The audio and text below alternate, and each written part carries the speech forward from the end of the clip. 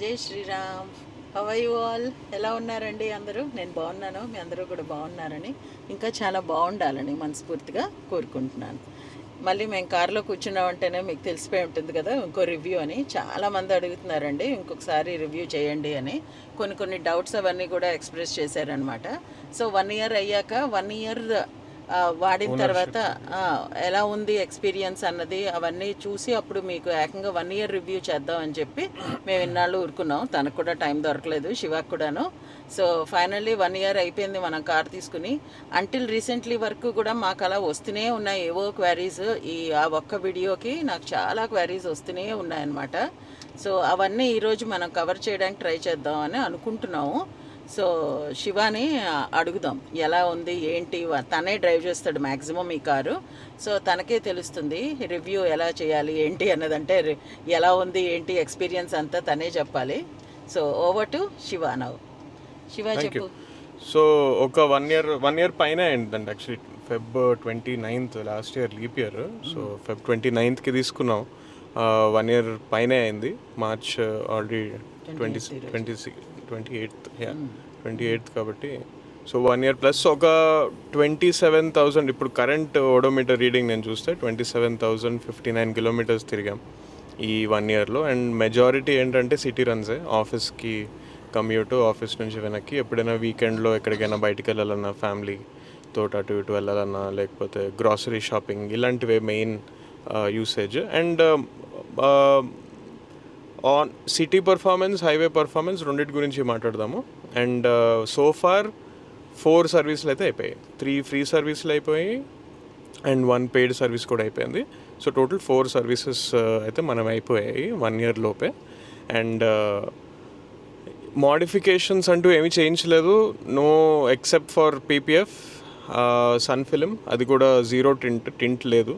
And UV rays block చేస్తుంది. And mats, car mats including dicky కూడా, so అవే చేయించింది. There no external modifications or internal modifications. Of course ఈ touch స్క్రీన్కి ఒక లేయర్ ఫిలిం ఒకటి అలాంటివి వేయించాము, but otherwise nothing as of now, no modifications. Performance గురించి మాట్లాడితే జస్ట్ బేసిక్ ఇన్ఫర్మేషన్ మీకు ఆల్రెడీ తెలిసే ఉంటుంది. పంచ్ ఇవి, this is top and model without sunroof. So sunroof బదులు మేము ఏసీ ఫాస్ట్ ఛార్జర్ తీసుకున్నాం 7.3 kWh. And empowered plus top variant, long range. So దీంట్లో మనకి టార్క్ వచ్చి 190 Nm torque, somewhere about 120 horsepower వస్తుంది electric motor. And 3 regen modes, 3 కాదు actually 4, you can switch it off also. So 4 regen modes and 3 driving mode, sport, city and eco. So మెయిన్గా మనం eco mode గురించే మాట్లాడదాము. Sport, city గురించి కొంచెం touch చేస్తా, కానీ మెయిన్ మనం అందరం అసలు ఇవి తీసుకునేదే ఎకానమీ కోసం కదా. So to save a lot of money, so ఎకానమీలోనే ఎక్కువ మాట్లాడదాం. సో ఈ 1 ఇయర్లో my main commute is office అండి. సో ఆఫీస్కి వెళ్ళి రావడమే. అండ్ నేను ఓఆర్ఆర్ తీసుకుంటాను everyday. So everyday so close to about 135 to 140 kilometres అవుతుంది నాకు వెళ్ళి రావడానికి. మార్నింగ్ వెళ్తాను, సాయంత్రం వస్తాను. So peak to office time, office hours కాబట్టి I get 2 days of charging. So ఈ 140, 260, 280 వేసుకోండి, రైట్, రన్నింగ్ రేంజ్. అది కాకుండా ఇంకా I still have about 20% charging, which is about ఒక, of course depends on driving, 60 to 80 kilometres range మధ్యలో ఉంటుందంట. So ఆ 60-80 కూడా మీరు యాడ్ చేసుకుంటే 280 + 60, సో సమ్వేర్ క్లోజ్ టు 350 వేసుకోండి ఇంకా. So that is the amount of charging that range that I'm getting. And to also make a note, ఇక్కడ main ఏంటంటే క్యాచ్, ఇంత రేంజ్ ఎలా వస్తుంది అనేది, ఓఆర్ఆర్ కాబట్టి, హైవే కాబట్టి there is no traffic. And no traffic కదా అని నేను ఫాస్ట్గా 100-110 క్రూజ్ కంట్రోల్ పెట్టుకుని వెళ్తే ఇంత రేంజ్ రాదండి, it will be less. But whereas నేను ఏం చేస్తాను అంటే 60 to 70 మధ్యలో క్రూజ్ కంట్రోల్ పెట్టుకుంటాను. సో దీంతో నాకేమవుతుందంటే నార్మల్గా మనం 110లో వెళ్ళేదానికి 60-70లో వెళ్ళేదానికి నాకు ఒక 15 minutes డిఫరెన్స్ కనిపిస్తుంది. Instead of taking 1 hour to reach office I take 1 hour 15 minutes. So అది పెద్ద ప్రాబ్లం లేదు నాకు. 15 minutes is fine. If I can spare that 15 minutes నేను నెక్స్ట్ డే కూడా ఐ విల్ హ్యావ్ రేంజ్ అనమాట టు ట్రావెల్. సో అందుకని ఆ 15 minutes అనేది 15 నిమిషాలు నాకు పెద్ద ప్రాబ్లం కాదు. సో నేను ఒక 15 నిమిషాలు ముందే స్టార్ట్ అవ్వడానికి ట్రై చేసి ఇలాంటివన్నీ చేస్తాం. అండ్ ఇంకోటి ఏంటంటే గచ్చిబౌలి ఆఫీసు. సో గచ్చిబౌలి దిగిన తర్వాత ఓఆర్ఆర్ టోల్ గేట్ నుంచి ఆఫీస్ వరకు కూడా సర్కిల్ వరకు కూడా there is a lot of traffic. So అవన్నీ కూడా కేటర్ చేసుకుని నేను చెప్పే రేంజ్ అనమాట. సో సింపుల్ మ్యాథమెటిక్స్ నాకు అట్లీస్ట్ నాకు అర్థమైన దాని పరంగా ఏంటంటే ఇది 35 kWh బ్యాటరీ. ఓకే. అండ్ మనకి ఇక్కడ నేను ఎవ్రీ టైం రీఛార్జ్ చేసిన వెంటనే ట్రిప్ ఏ అనేది 0 చేస్తాను. సో ట్రిప్ ఏ 0 చేసిన వెంటనే మొత్తం ఫుల్ ట్రిప్ నాది ఇంకా 20% వచ్చిన తర్వాత ఛార్జింగ్ పెడతాను 20 వరకు దిగిన తర్వాత. సో 20 వరకు దిగితే నాకు జనరల్గా ఏమవుతుందంటే మనకి ట్రిప్ ఏలో పైన డిస్టెన్స్ చూపిస్తుంది. ఇది నేను యాక్చువల్లీ ప్రీవియస్ వీడియోలో కూడా చెప్పాను. పైన డిస్టెన్స్ కింద యావరేజ్ ఎనర్జీ కన్జంప్షన్ అని చూపిస్తుంది. ఆ యావరేజ్ ఎనర్జీ కన్జంప్షన్ అనేది మనకి Wh/km ఉంటుంది. సో ఆ Wh/km I try to keep it less than 100 అనమాట. 100 కంటే తక్కువ పెడితే మీకు ఫుల్ మ్యాక్సిమం రేంజ్ వస్తుంది. సో 35 kWh బ్యాటరీ అంటే 35,000 watts, right? So 35,000 watts divided by 100 అంటే మీకు 350 రేంజ్ మ్యాథమెటిక్స్ చేసుకుంటే రావాలి. 350 రేంజ్. సో మీరు 100 లోపు ఆ Wh/km అనే కన్జంప్షన్ పెట్టుకుంటే మీరు డ్రైవ్ చేస్తున్న కొద్దీ అది చూపిస్తూ ఉంటుంది. 100 పైన వెళ్ళడం, 100 కంటే కిందకి దిగడం. సో ఆ 100 లోపు పెట్టుకుంటే you will have maximum range అనమాట 35 kW. ఇది ఏ ఈవీ అయినా ఇదే కాన్సెప్ట్. అంటే అఫ్కోర్స్ నాకు వేరే ఈవీస్ తోటి అంత ఎక్స్పీరియన్స్ లేదు. This is the my main EV. But main ఏంటంటే ఈ యావరేజ్ ఎనర్జీ కన్జంప్షన్ అనేది అన్ని కార్స్లో ఉంటుంది, ఈవీస్లో.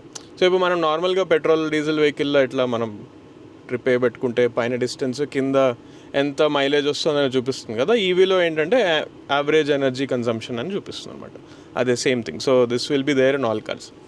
సో అది 100 లోపు పెట్టుకుంటే ఇప్పుడు నాకు 60 to 70 km/h స్పీడ్లో నేను క్రూజ్ కంట్రోల్ పెట్టుకుంటే 100 లోపు నాకు యావరేజ్ ఎనర్జీ కన్సంప్షన్ అనేది ఉంటుంది. సో అందుకనే ఐఎమ్ గెటింగ్ 350 రేంజ్. ఓకే. నాది మ్యాక్సిమం ఇప్పటి వరకు నేను లాగింది 360 అనుకుంటాండి. 358, 360 ఐ గెస్. అండ్ ఇంటికి వచ్చిన తర్వాత ఐ హ్యాడ్ అనదర్ ఒక 40 ఎంతో రేంజ్ ఉంది. సో ఆ 40 వదిలేస్తే కూడా 350, 360 వరకు అయితే నేను డ్రైవ్ చేశాను. అండ్ ఇదేంటంటే మెయిన్గా ఓఆర్ఆర్ ఆఫీస్ కమ్యూట్, రోజు ఆఫీస్కి వెళ్ళి రావడం, ఇలాంటి వాటికే మనకి మ్యాక్సిమం రేంజ్ వస్తుంది. నేను సిటీలోంచి వెళ్తే నాకు అంత రన్నింగ్ ఉండదు. నాకు వెళ్ళి రావడానికి it will be about 65-70 kilometers అనమాట. సో అలా చూసుకుంటే నాకేమవుతుందంటే 4 days వస్తుంది, 4 to 5 days వస్తుంది ఛార్జింగ్. సో అక్కడ కూడా అంతే సిమిలర్. కొంచెం తగ్గుతుంది, ఎందుకంటే నేను 60-70 క్రూజ్ పెట్టను. ట్రాఫిక్ ఉంటుంది కాబట్టి యాక్సెలరేట్ చేస్తాము, డీసెలరేట్ చేస్తాము. సడన్గా కొంచెం ఓవర్టేక్ ఏమైనా చేయాలన్నా ఖాళీగా ఉన్నా కాస్త ముందు యాక్సెలరేట్ నొక్కుతాం కాబట్టి 100 అయితే ఉండదు, 110, 115 అట్లా ఉంటుంది యావరేజ్ ఎనర్జీ కన్జంప్షన్ ఇందాక చెప్పింది ఆ యూనిట్. సో అందుకని మనకి ఎట్లా అంటే ఒక 300 సిటీలో 300 అన్నట్టు నా క్యాలిక్యులేషన్ పరంగా 300 వస్తుంది. ఓఆర్ఆర్ మెన్స్ అయితే 350 మినిమం. సో అది మన రేంజ్ పరంగా సిటీలో అండ్ ఓఆర్ఆర్ మీద. ఇది కాకుండా నేను అంటే ఇద్దరం, నేను మా ఫ్రెండ్, ఆఫీస్ ఫ్రెండ్, మాకు వైజాగ్లో కూడా ఆఫీస్ ఉంది. సో వైజాగ్ వెళ్ళొచ్చామండి ఇక్కడ నుంచి, హైదరాబాద్ నుంచి. సో జనరల్గా అయితే పెట్రోల్ డీజిల్ వెహికల్స్లో అయితే మేము కూడా ముందు వెళ్ళొచ్చాం కాబట్టి మాకైతే ఒక 14 hours అట్లా పడుతుంది, 14.5 hours పడుతుంది డైరెక్ట్ వైజాగ్. నేను వైజాగ్ ఎక్కడ అంటున్నానంటే మన డైరెక్ట్ పెద్ద ఋషికొండ బీచ్ దగ్గరికి నేను మాట్లాడేది, ఐటీ సెజ్ అక్కడికి. సో అంటే మీకు బేసిక్గా మొత్తం సిటీ అంతా దాటి అవుట్స్కట్స్ అనమాట అటువైపు. అండ్ ఇక్కడ నేను ఉండేది కూడా అవుట్స్కట్స్లోనే. సో అవుట్స్కట్స్ టు అవుట్స్కట్స్ నేను మాట్లాడుతున్నాను. సో నార్మల్ పెట్రోల్ డీజిల్ అయితే 14.5 hours. నాకు ఈ పంచ్ ఈవీలో మేము వెళ్ళినప్పుడు 17 to 17.5 hours పట్టింది. ఎవ్రీ 2.5 అవర్స్కి ఛార్జింగ్ పెట్టుకున్నాము. ఫస్ట్ స్టార్ట్ అవ్వగానే సూర్యాపేటలో మన 7 ఫుడ్ కోర్ట్లో ఛార్జింగ్ పెట్టుకున్నాం. అక్కడ జియోది ఛార్జర్ ఉంది, అది మీరు వాడుకోవచ్చు. అండ్ దాని తర్వాత నెక్స్ట్ విజయవాడలో సిట్రోయిన్ షోరూంలో జియో ఛార్జర్ ఉంది, మళ్ళీ అక్కడ పెట్టుకున్నాను. అది ఆన్ ద వే బేసిక్గా యాప్స్లో మీరు మీ డెస్టినేషన్ పెట్టుకుంటే రూట్తో పాటు ఎక్కడెక్కడ ఉన్నాయి ఛార్జర్స్ అనేది కూడా చూపిస్తుంది. సో అది మీరు ముందే సెలెక్ట్ చేసుకోవచ్చు. దాని తర్వాత విజయవాడ తర్వాత నెక్స్ట్ మేము రాజమండ్రిలో పెట్టుకున్నాము, తర్వాత అన్నవరంలో పెట్టాము. అన్నవరంలో కొంచెం ప్రాబ్లం అయింది, బట్ ఇప్పుడు ఇంకా ప్రాబ్లం ఉండకపోవచ్చు, అది ఛార్జర్ ఇన్ఫ్రాస్ట్రక్చర్ ప్రాబ్లం. అండ్ దాని తర్వాత ఇంకా డైరెక్ట్ వైజాగ్లోనే పెట్టాం. ఒకటేంటంటే కొంచెం ప్రాక్టికల్ ప్రాబ్లమ్స్, మల్టిపుల్ ఛార్జర్స్ ఉంటే మల్టిపుల్ వెండర్ వేరే వేరే కంపెనీ ఛార్జర్లు ఉంటే వేరే వేరే యాప్లు డౌన్లోడ్ చేసుకోవాలి, ప్రతి దాంట్లో డబ్బులు వేసుకోవాలి. హైదరాబాద్లో అయితే నాకు బెస్ట్ నచ్చిన ఛార్జర్ అయితే ఛార్జ్ జోన్ అండి. ఛార్జ్ జోన్లో మనకి ఏం స్పాన్సర్ అది ఏం కాదు, ఛార్జ్ జోన్లో కాస్ట్ కూడా తక్కువ. నాకు ఒక 580 రూపీస్లో ఫుల్ ఛార్జ్ అయిపోతుంది. సో హోమ్ ఛార్జింగ్కి దానికి నాకు చాలా ఎక్కువ డిఫరెన్స్ అనిపించదు. I mean of course home ఛార్జింగ్లో చాలా తక్కువ, బట్ 500, 580, 600 మ్యాక్స్లో ఫుల్ ఛార్జ్ అవుతుంది. అది డీసీ ఫాస్ట్ ఛార్జింగ్, సో 1 అవర్లో అయిపోతుంది అనమాట ఛార్జింగ్. సో ఛార్జ్ జోన్ అనేది నాకైతే ఇష్టం. దాని తర్వాత నెక్స్ట్ జియోబీపీ ఒక వాడిది కొంచెం సాఫ్ట్వేర్లో కాస్త టర్మ్స్ అండ్ కండిషన్స్ ఉంటాయి.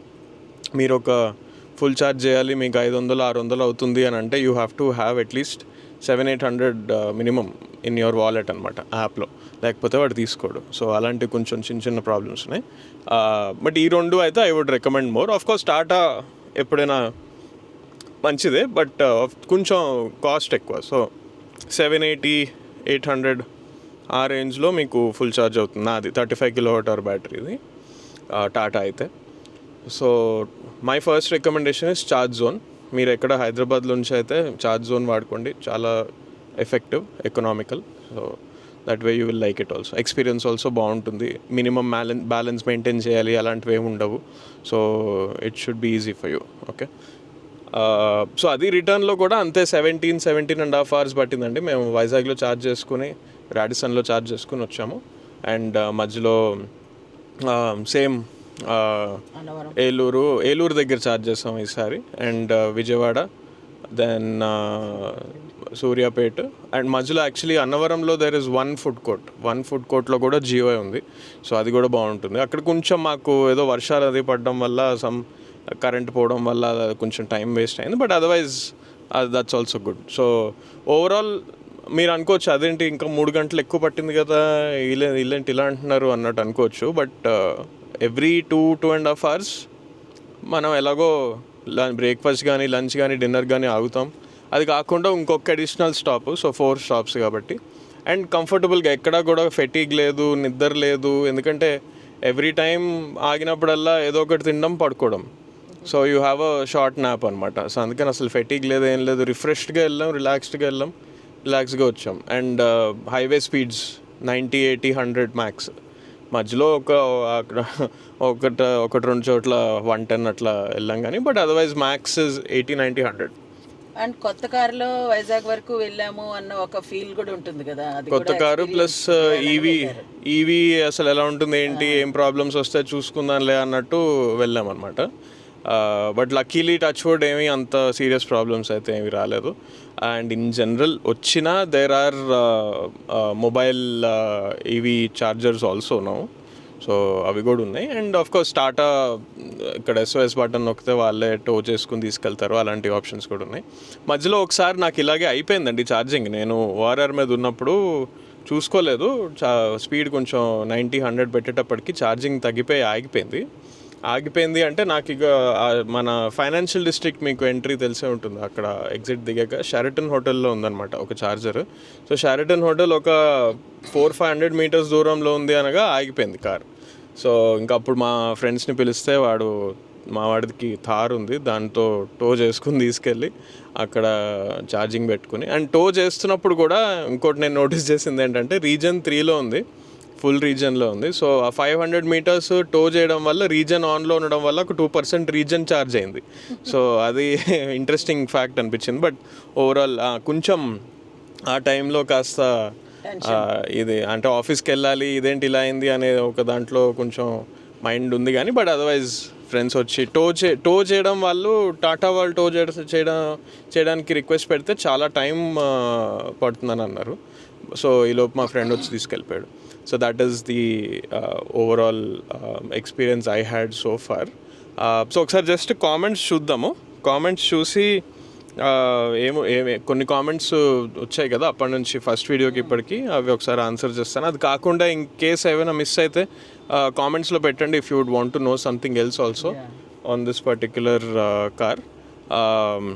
So Manoj Kumar Dasari 7136 3 months ago, is there any cutoff for charger after reaching 100%? So ఈ ఏసీ ఫాస్ట్ ఛార్జర్ అయితే మేము వాడేది ఆటో కట్ ఆఫ్ అవుతుందండి. 100% ఛార్జింగ్ అయిన వెంటనే నేను సాయంత్రం అదే 8-9 ఆ టైంకి రాత్రి పెడతాను. పొద్దున్న 2 ఎప్పుడో అవుతుంది అది ఛార్జింగ్. బట్ నేను మళ్ళీ మార్నింగ్ 8 o'clock 9 o'clock లేచిన తర్వాత డిస్కనెక్ట్ చేస్తాను. బట్ అది ఆటో కట్ ఆఫ్ అయిపోతుంది. So when it is charging it shows you green, when it is not charging it is blue అనమాట ఆన్ ద చార్జర్ డిస్ప్లే మీద. So అది పొద్దున్న లేచి నేను చూసేటప్పటికి బ్లూ అయిపోతుంది. It is already auto cut off. 20-30 స్పీడ్లో వెళ్తున్న రేంజ్ డిఫరెన్స్ ఎంత రావచ్చు? స్లోగా వెళ్తే రేంజ్ తగ్గుతుందా? స్లోగా వెళ్తే రేంజ్ తగ్గదండి, ఈవీ కాబట్టి you will have more range.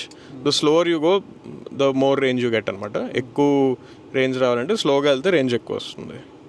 And అదొక్కటే కాదు, యాక్సిలరేషన్ అవి కూడా ఫాస్ట్గా చేయకుండా ఈకోలో పెట్టుకుని నార్మల్ యాక్సిలరేషన్ చేసుకుంటే మీకు రేంజ్ ఎక్కువ వస్తుంది. Hi sir, is Altroz or Punch which is better? Altroz అనేది ఈవీ కాదండి, అల్ట్రోజ్ అది ఐస్ వెహికల్ కదా, petrol diesel.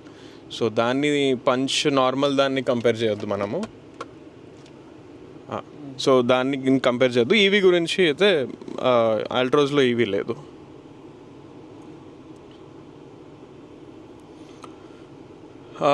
There is a community, one second, there is a Telegram group, I'll just tell you the name.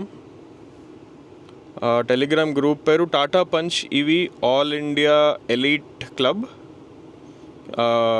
ఇది నేను actually ఈ particular link టెలిగ్రామ్ది దీంట్లో డిస్క్రిప్షన్లో మేము పెట్టలేకపోతున్నాము.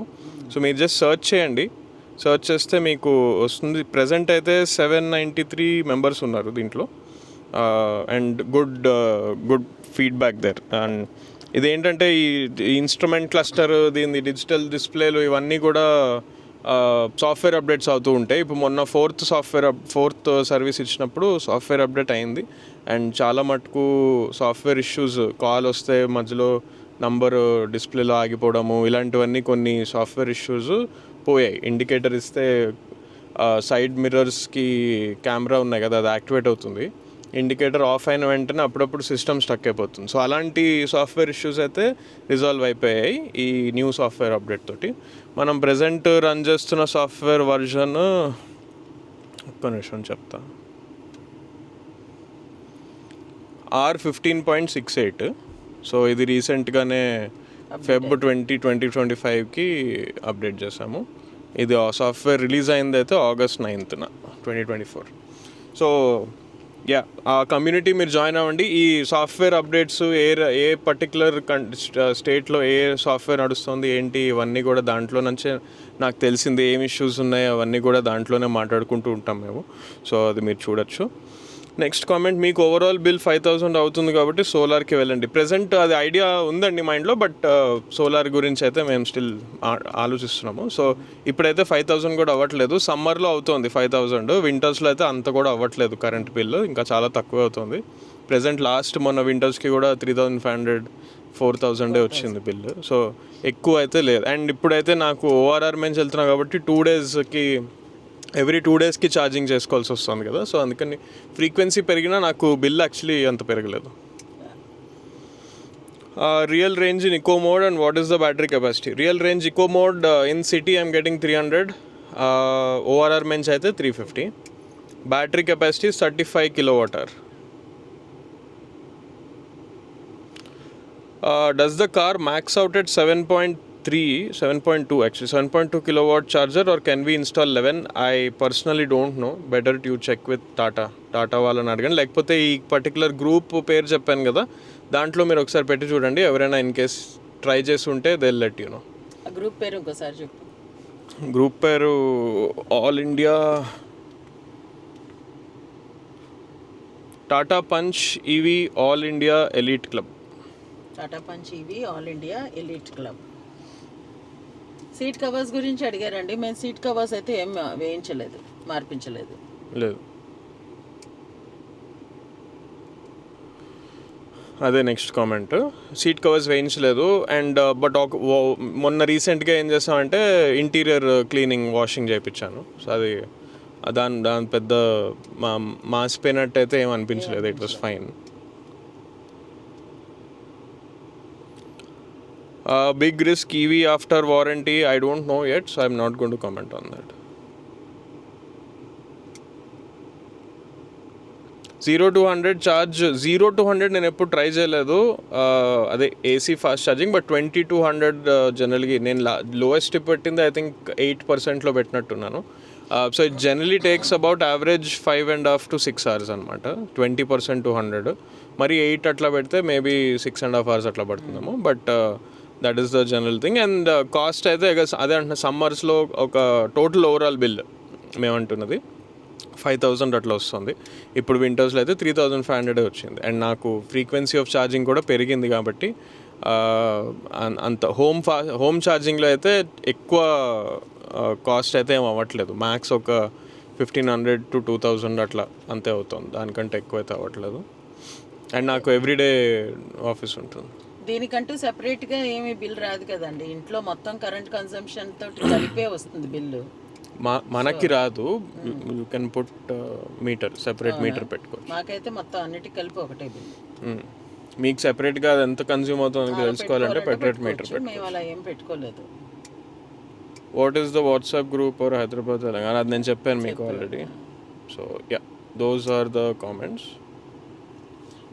ఈ కార్లో నేను ఎక్స్పీరియన్స్ చేసింది, నేను మ్యాక్సిమం వెనకాల కూర్చుంటూ ఉంటాను. సో ఏసీ చాలా ఎఫెక్టివ్ ఉంది compared to most of the petrol and diesel cars. వెనకాల కూర్చున్నా కూడా ఏసీ చాలా బాగా వస్తుంది. అప్పుడప్పుడు చలేస్తుంది, నువ్వు ఆపే అనే పరిస్థితి వస్తుంది. నాకు ఆ విషయంలో టాటా పంచ్ చాలా ఎక్కువగా నచ్చింది. కంఫర్ట్ ఆఫ్ కోర్స్ ఎలాగా ఉంది సో ఏసీ ఎందుకు అలా అనిపిస్తుంది అంటే నేను దాని గురించి కూడా చెప్తాను.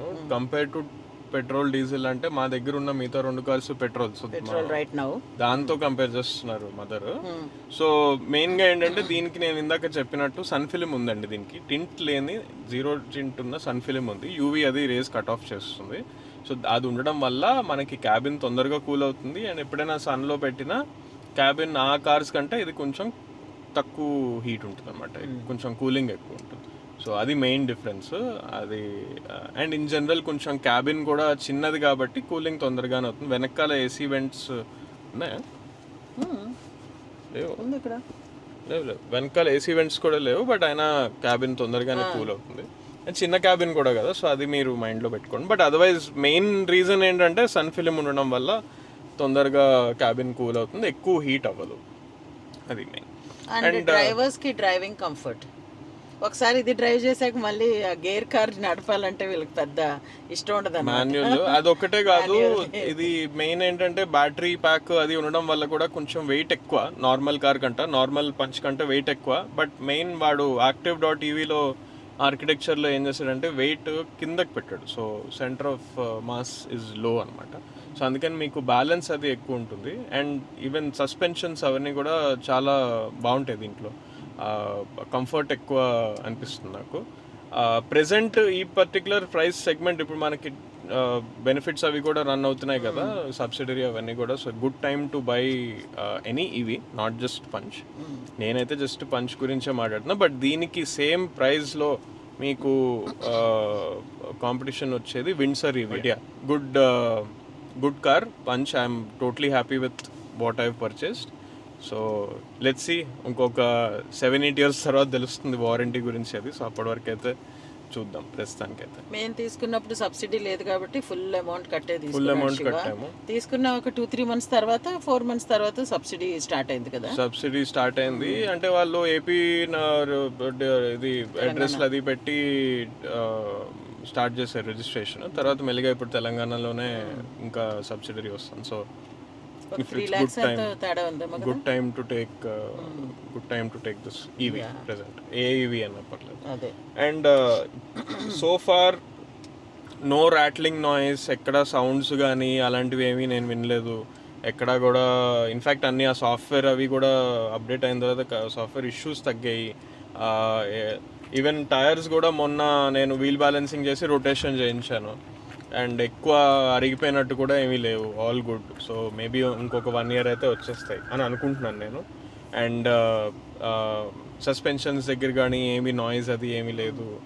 అండ్ అండ్ సో ఫార్ 4 సర్వీసెస్లో కూడా చేసిందంటే మెయిన్ అన్ని ఫ్యూజ్లు అవి చెక్ చేయడము, ఈ సాఫ్ట్వేర్ అవి ఇష్యూస్ చెక్ చేయడము, మన క్లీనింగ్ ఇలాంటివే కానీ there is no parts changing అయితే ఇప్పటివరకు ఏం అవ్వలేదు.